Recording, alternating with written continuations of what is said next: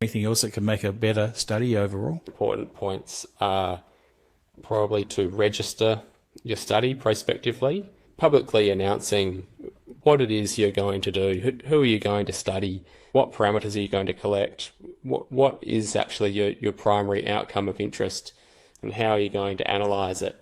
If you can describe all of those things before you start your study, that gives you much more faith that it's a valid result and conclusion. The alternative to doing that is to not publicly disclose any of those things and simply publish your results and describe your conclusions after the study's conduct. The problem with doing that is this phenomenon of p-value hunting, which is a symptom of the publication bias that we referred to earlier. So authors know that their studies are more likely to be published if there's a difference between their groups.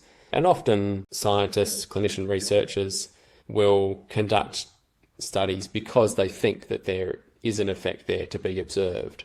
And so if people are then left to their own devices, some of those inherent human biases can come out and people can sort of, change the outcome that they were initially intending to look at because one of the other outcomes they collected in their study now seems a much more interesting result. There's a difference between the two groups and it's now seems, quite clinically important. So maybe we'll report this one instead.